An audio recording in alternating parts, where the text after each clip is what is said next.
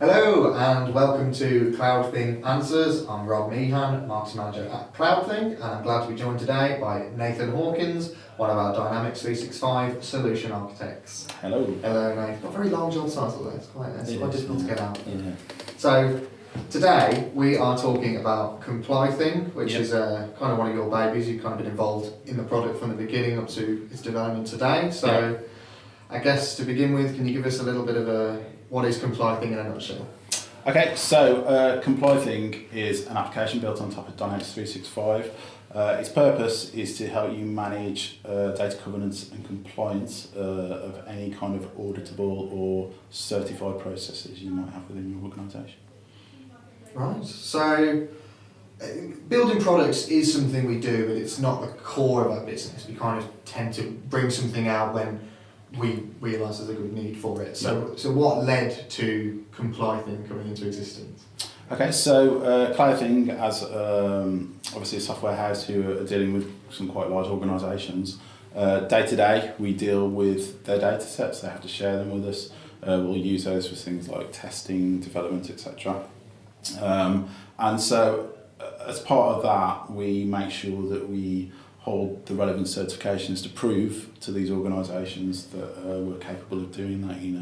They can trust us to handle those data sets, etc. Those certifications, though, to gain are quite long-winded and take a lot of manpower to keep things up to date as far as making sure our processes are documented, things are auditable, etc. And we were managing that on Excel sheets, paper-based systems. So it was really quite hard to monitor, on a monthly basis. Are we up to date with this particular certification? We might have a certification rolling round for renewal that we need to make sure that we can tick all the boxes, that we're going to complete all that. And so the biggest issue for us was monitoring that. So what we started to do was implement some of those processes into Dynamics. We use Dynamics as a product ourselves. Try and make those slicker, easier to monitor, and easier to figure out where we are in that certification process. We did such a good job, it really made our lives a lot easier that after a few months we realised that this could be a product suitable for other businesses because the certifications we're going after, such as ISO 9001, they're not specific to our sector. There's lots of businesses that might need that. So by releasing this tool out, we figured it could help quite a lot of people maintain their certifications as well. Yeah, definitely. And I suppose the thing with when people hear the words data security and compliance, it reminds everybody of May this year when GDPR was released. I know everybody's inbox was filled with those lovely emails about updates to privacy policies, and working in marketing, I know I got loads of products advertised to me in terms of, you need this data security tool, you need this compliance tool, but complyThing isn't that really, is it? So there's e-discovery things out there, there's consultancy that people can come in and tell you what you need to do. So what makes complyThing different? What features do we offer that sets us apart? Okay, so complyThing isn't a magic wand that's going to look at all the software and data you own and decide whether it's sensitive or GDPR compliant or anything like that. The whole purpose of it is we've predefined a set of processes in different areas, depending on, again, the certification you're trying to achieve, that will help you monitor and maintain the data you have. So it just makes sure all the boxes are ticked, you're doing things as they should be done. You understand what data you hold, who's it shared with, who's got access to it, who's the controller, etc. So it's really helping someone manage their data more effectively rather than just discovering whether it's sensitive data or not. So it's more about the management, the processes, making all that slicker and more efficient than, as you said, one of those wizards that just look at all the Excel sheets you've got stored anywhere. So I guess then, who would be the end users for it? I assume data protection officers and things like that, but is there anyone else in the business that would use it? Yeah, so it's a tool again aimed at whoever in your business is in charge of kind of maintaining data and your certifications. So certainly data protection officers, any data controllers you've got, people who process the data may need access to it. And it's designed with kind of all that in mind that, because it's built on Dynamics, security is really flexible. So if you don't want a certain set of people to see something, they don't have to see it.